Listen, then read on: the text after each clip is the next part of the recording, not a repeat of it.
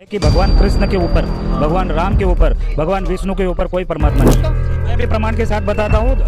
श्रीमद् देवी भागवत में और कई सारे ग्रंथों में लिखा है राधे राधे, और 18 अक्षर का मंत्र है, हमारे गुरुजी देते हैं।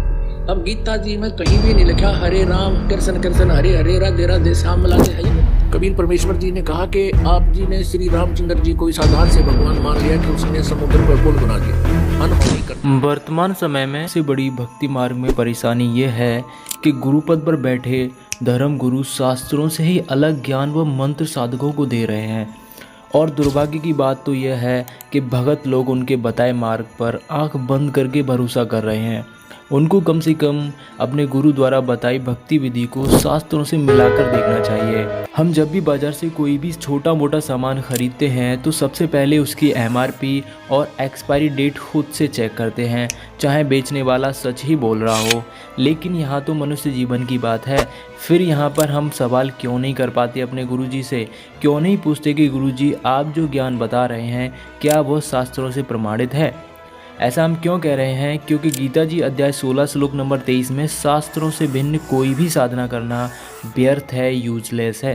अब तो आप शिक्षित हो, खुद ही देख लो क्या लिखा है शास्त्रों में। आज के समय में भी अगर आप खुद से ग्रंथों को नहीं पढ़ते हैं तो आप भी इस तरीके की बातें करेंगे। कबीर साहब पूर्ण परमात्मा है, जबकि मैं जिनका फॉलोअर हूँ उन्होंने खुद ये बताया है कि भगवान कृष्ण के ऊपर, भगवान राम के ऊपर, भगवान विष्णु के ऊपर कोई परमात्मा नहीं है। और ये मैं दावे के साथ कह सकता हूँ कि ये झूठ बोल रहे हैं। कबीर साहब सीधे साधे संत थे, वो अपने आप को दास कहते थे।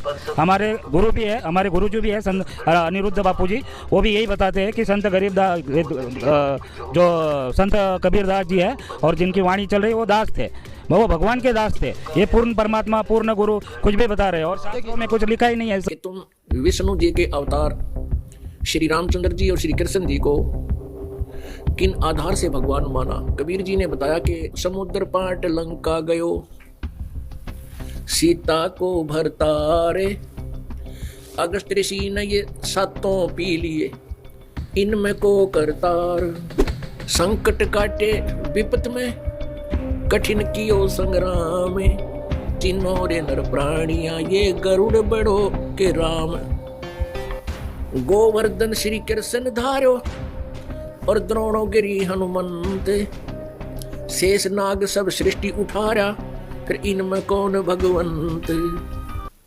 परमात्मा का कहने का तात्पर्य ये था कि जिन आधार से तुमने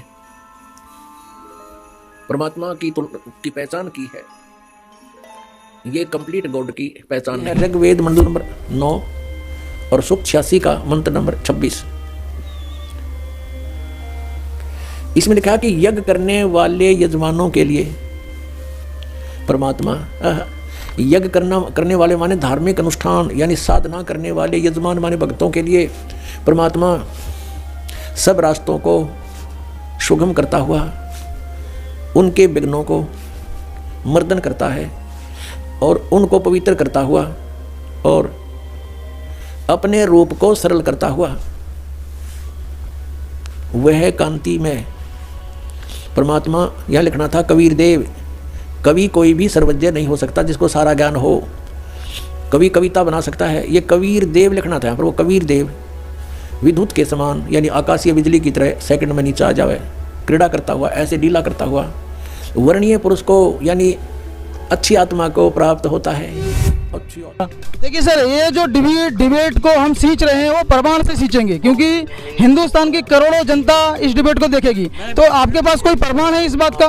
मैं भी प्रमाण के साथ बताता हूँ। श्रीमद् देवी भागवत में और कई सारे ग्रंथों में लिखा है राधे राधे, और 18 अक्षर का मंत्र है, हमारे गुरुजी देते हैं। हरे राम हरे कृष्ण कृष्ण कृष्ण हरे हरे, ये मंत्र जाप देते हैं। इस मंत्र जाप से ही मोक्ष होता है। और ये बोलते हैं कि ये मंत्र ही नहीं है, हरे राम हरे राम राम हरे हरे, हरे कृष्ण कृष्ण कृष्ण हरे हरे, इसी से मोक्ष संभव है। राम की पूजा सर्वश्रेष्ठ है और ये बोलते हैं कि कोई दूसरा ही राम है, ये कैसे? ये सुनकर आपको बड़ा ही आश्चर्य होगा कि राधे राधे, हरे राम हरे कृष्ण ऐसा कोई भी मंत्र पवित्र चारों वेदों में और पवित्र गीता जी में कहीं पर भी वर्णित नहीं है। लेकिन हमारे धर्मगुरु बड़े पैमाने पर यह मंत्र अपने साधकों को दे रहे हैं और कह रहे हैं कि इससे आपका मुक्ति होगी, आपको मोक्ष प्राप्त होगा।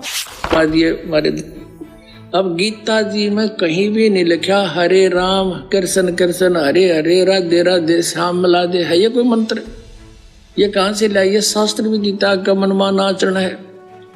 और गीता जी अध्याय नंबर 16 के श्लोक 23 में कहा कि शास्त्र विधि को त्याग कर जो मनमाना आचरण करते हैं उनको ना तो सुख हो, ना उनकी गति हो, ना कोई सिद्धि प्राप्त हो, यूजलेस।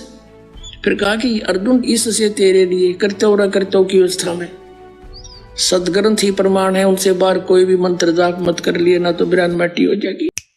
गीता जी अध्याय 18 श्लोक नंबर 66। कृष्ण जी कहते हैं, तुम मुझ में अपने सभी धर्म कर्म त्याग कर उस एक पूर्ण परमात्मा की शरण में जाओ, मैं तुम्हें सभी पापों से मुक्त कर दूंगा, तुम शोक मत करो।